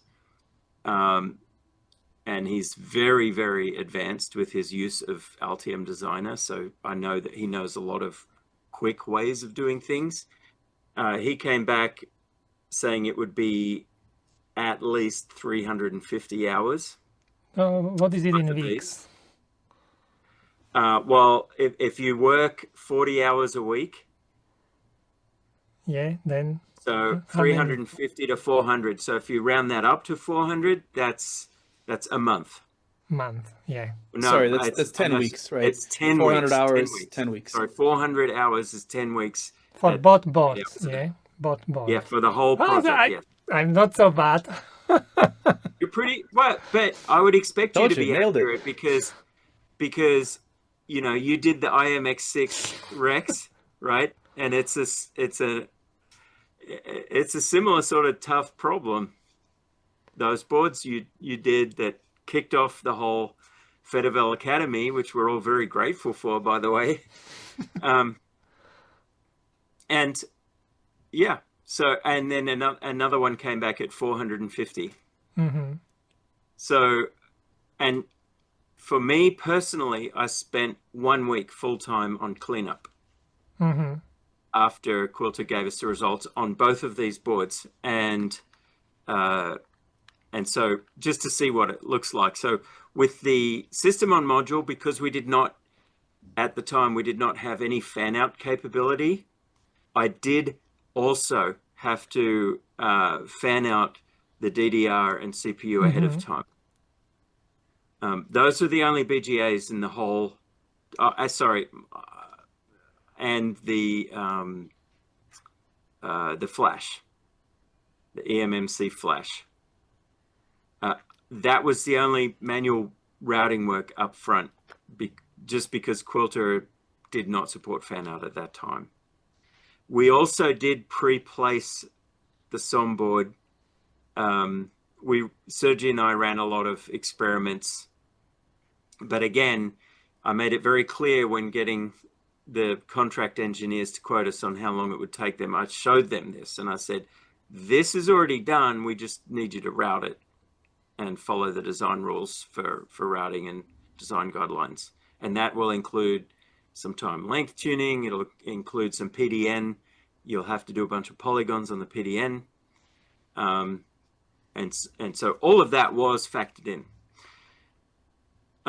This board looks strange and has a big cutout because under the baseboard, there's 2 dip switches for setting the boot options on the baseboard right there. And the original NXP board also above that had a Wi-Fi Bluetooth module. I removed that from the design because those were not available anywhere in the supply chain. The problem with those little Wi-Fi Bluetooth modules like that is they make one batch of them once and then they're on to the next version. And if you didn't buy a reel back when you could, you can't get it. So so that's the starting point of the SOM board, and then the resulting SOM that came back is this document here is the exact one that we generated ODB++ and had manufactured and assembled at Zero Circuits. So how long it took? I'm curious. Did For you make some spreadsheet like this is my work, this was, I don't know. Yeah, we documented this pretty thoroughly in our blog. So we have a detailed blog I'm happy to link to, but it has a kind of full technical Maybe we can write-up. have a look, no? Yeah, we can definitely do that. As Ben pulls that up, I'll kind of give a quick summary of it. Ben, if you just search Quilter Project Speedrun, you'll get on the landing That's page, probably, but then probably faster. yeah, and then if you go to the landing page is kind of flashy, but then really if you go to the technical blog, that's where we kind of wrote it in detail of like exactly where the steps, what was the input, how long did it take, side by side, and actually on here would be worth showing would be the verification, right? Because the most important part of this is like, well, does it work? So we went through obviously bring up, turning it on, booting it, getting Linux installed on it. We got Chrome running on this, so you can web browse, connect to the internet, play YouTube videos. We got a couple video games running on it, a couple browser games. We had to do Doom. I mean, that's just a given. You have to play Doom on something like this. That's just clear. Yeah, if you go there to part 1 out of 5, Ben, prepare any edits on computer, the top left image, there you go. Thank you. Yep. And characterize the speed of the Ethernet bus, speed of USB, all that stuff. All of it obviously working quite well. And so yeah, this blog has a lot of detail about like what we did to set up the schematic, what we did to set up what the inputs were. This was the input of the baseboard, and really the purpose of this project, this is really like Quilter in 2025. Like this was our life, right? Like this is the whole company. It's not just Ben. It's all the electrical and software engineers who made this happen. The purpose was to push ourselves, right? To give ourselves kind of an ambitious goal that we kind of said, like, we want a computer. We want to be able to join a video call. We want to browse the web. We want to like install applications. How do we build that? Like, what's the simplest thing we can build that meets that? And that pushed us to push the technology as much as possible, right? And so it forced us to do, much better differential pairs. It's the reason we created the polygon power pores. It's the reason we started doing impedance control. It's the reason that we started doing length matching, which actually still hasn't shipped for a bunch of reasons. But even since then, obviously we push and push and push and push. And like the last time we ran this board for this project that we actually built, I think Quilter took like 20 hours or so to compute it. We just reran it last night in 3 hours. So even since then, we're pushing quite a bit further, right? So this isn't to say that you should take a real product that's going to have an INXP IMX8 today and kind of like immediately just go trust Quilter to do it fully.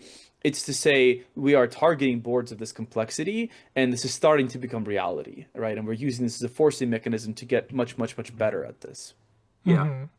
And much of my time, like I'll just point this out, like a lot of the time I spent on getting this ready for production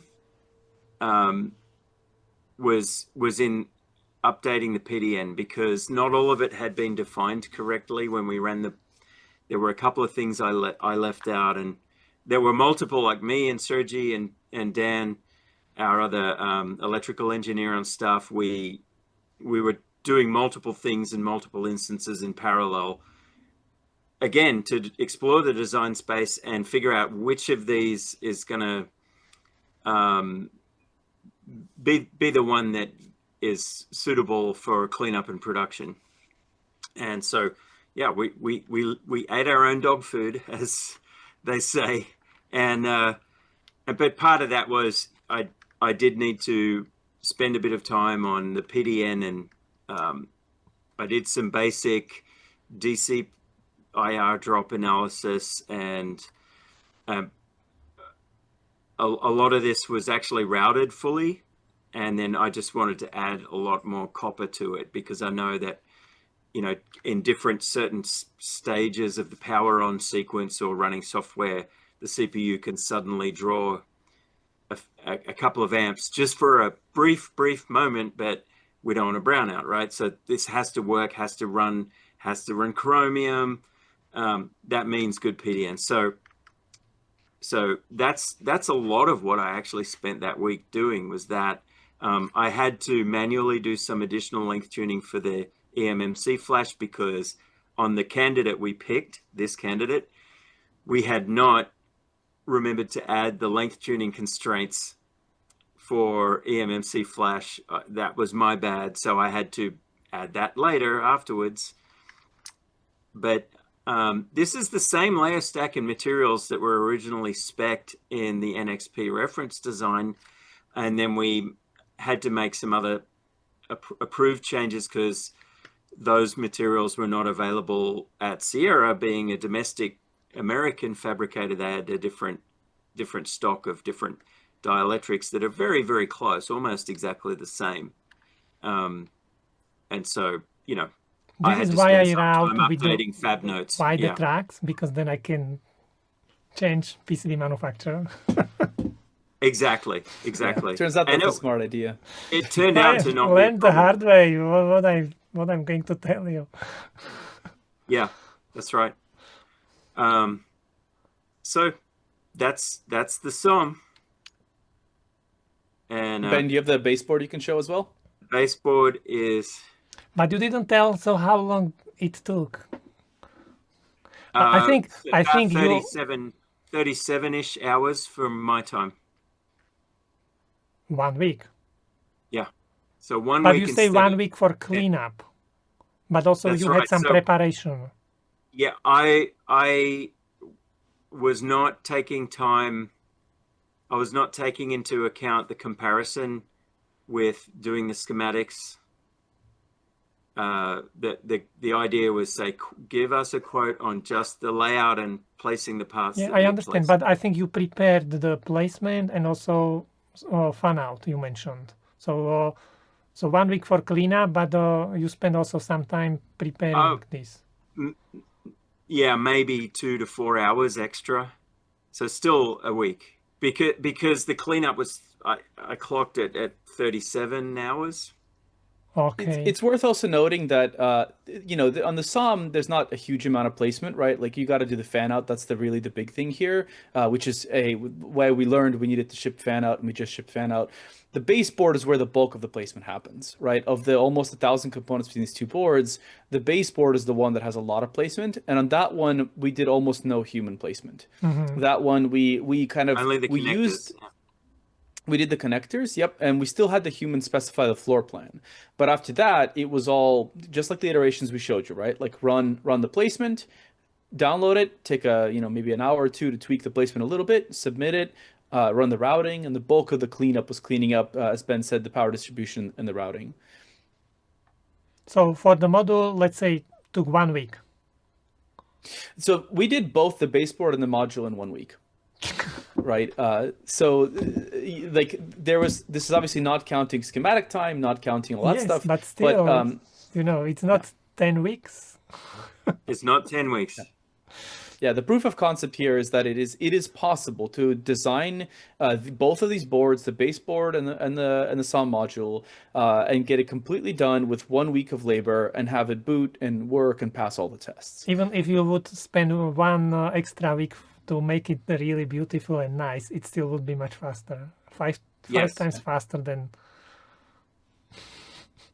That's right. Ben, do you have the input file into the baseboard just so we can show where it started? Yeah. I can also show the run from last night that kind of shows like what this looks like in Quilter today. I'm curious. Yeah. This is the input. Let me do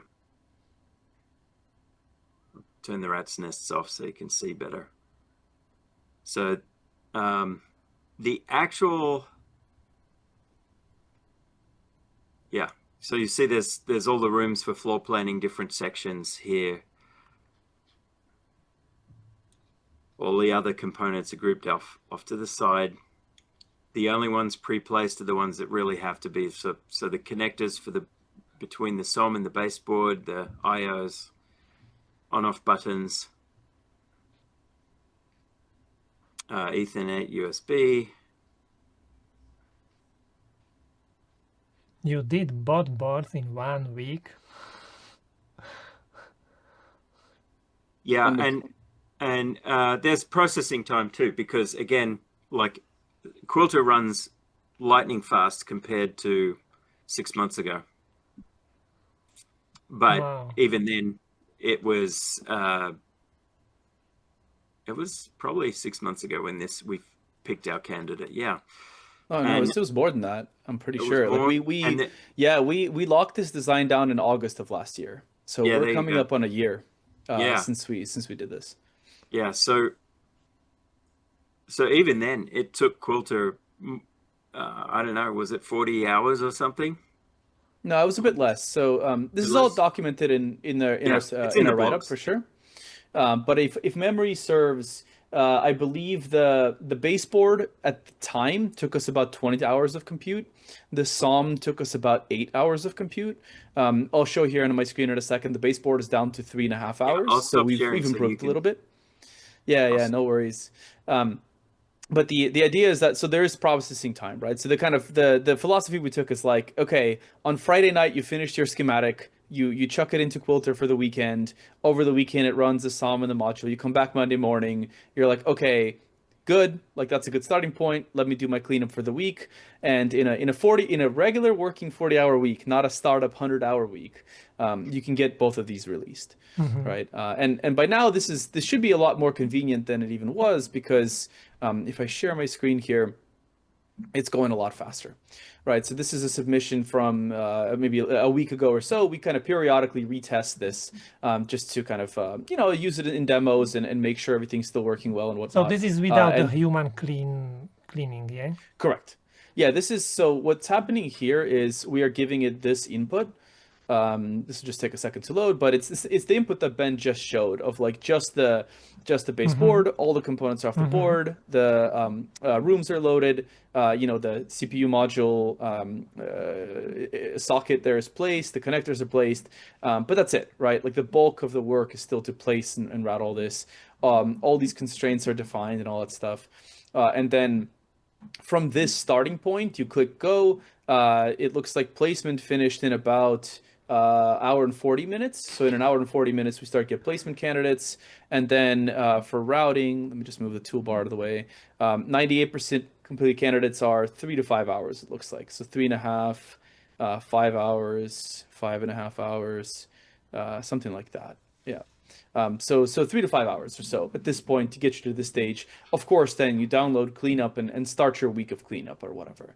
But the point is in a 3-hour run for something like this, you could potentially get 2 or 3 iterations in a day, right? Like you can download this, say you didn't like how something over here went, move some things around, resubmit, download, resubmit, do 3 iterations within Quilter in 1 day, and then you have this starting point to continue from to get this released. Okay, so about a little bit about your company, you can say, and then I think we can finish, because this is a little bit longer than what I normally expect, but it was super interesting, and I really hope, because I know, okay, some companies, they have professional engineers, they have big teams, but there are other companies with limited resources, and they still need to do the designs, development. If this could help them to speed up development of new boards, or even make it happen, because sometimes they can't make it happen because they don't have enough resources, then it could be super helpful, I think, for many companies. Yeah, I think I'll give you an archetype of one of our most successful type of customer, right? Like a lot of times when we get a reach out, it'll be from a professional PCB team working at some super high tech company, have super high standards, and really with those teams, we're at the point where we're not meeting every possible constraint that a professional team has to meet, and so we're looking for places where integrating Quilter makes sense. We're looking to learn from those teams. Those are really design partnerships, is what I want to say, right?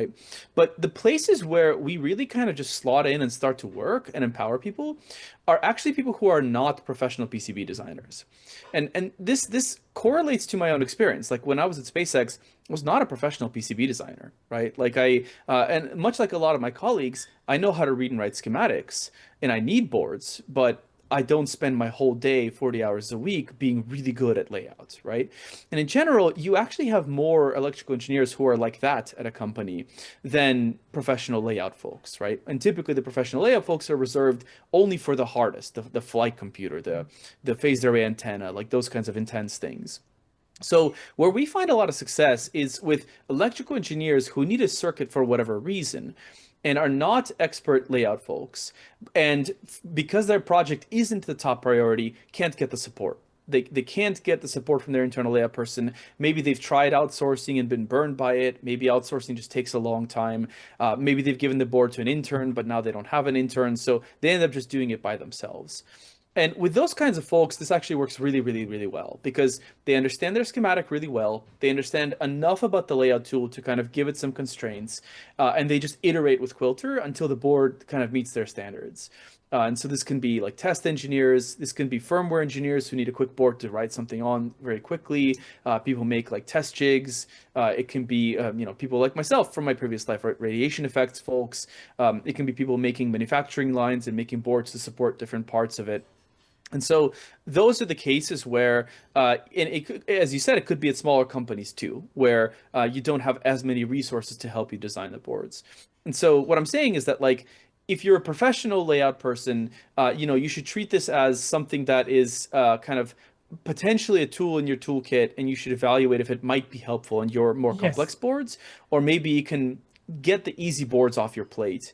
But if you're a schematic designer who relies on layout folks, this might be a way for you not to bug your layout team and let them focus on the hard boards. And we've seen that work quite successfully as well. Mm-hmm. Okay, so I'm thinking you can open your website, your company website, and you can just have a look, and then you can explain if people are interested, where they can contact you, and how they can start using Quilter. All right, so I think we make it pretty straightforward. There's a big get started button. It's meant to be as self-explanatory as possible.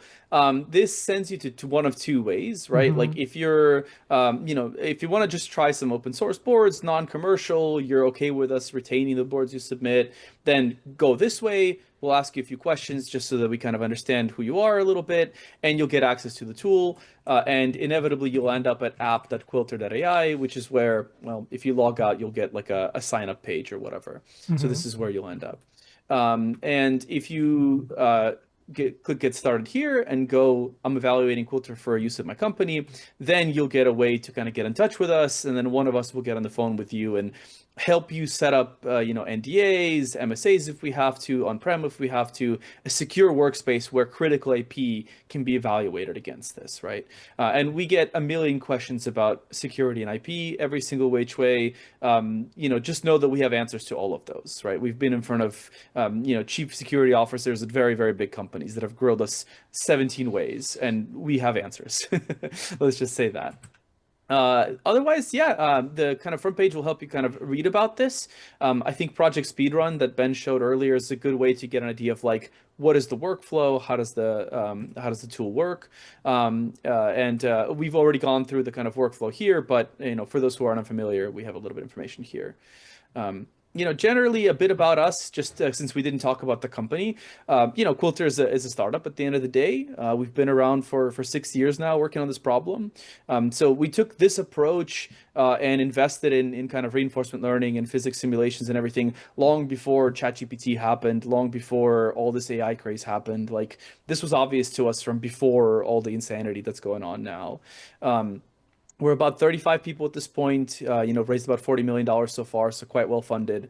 Team is consisting of folks like Ben, who are experts in electrical engineering, and a whole lot of computer scientists from, self-driving car industry, 3D printing industries, gaming, most of which have PhDs in computational geometry for obvious reasons. And of course, folks who are experts in physics and reinforcement learning and all the other adjacent fields. So very, very, very technical team. We get real nerdy real fast with our customers for sure. Okay, this was perfect. So if anyone has any questions, they can leave them in the comments. And if someone is interested to try it, they can go through this website. And I really hope this will really go like the best way, because I get many emails from different kind of AI companies in hardware, and I will be honest, I don't answer all of them because I think some of them are not exactly the kind of companies which I would know how to use them, because I work maybe different way. But you are one of the companies which I think is very interesting, and that's why I'm very happy we could have this call. So thank you very much, Sergiy. Thank you very much, Ben. Yeah, Thank you, Robert. It's an honor to be doing this with you. Thank you, guys. 100%. That's all for this video. I hope it was helpful. If you would like to learn more about electronics and board design, check out our online courses. You will find everything important there, from basic board design up to advanced board design and high-speed PCB layout. We have courses in Altium, Cadence, KiCad, and also courses covering many different topics, for example, FPGA, EMC measurements, and so on. Visit our website at fedevel.com. That's all for this video. Thank you very much for watching, and don't forget to leave your comments. See you in the next video. Bye.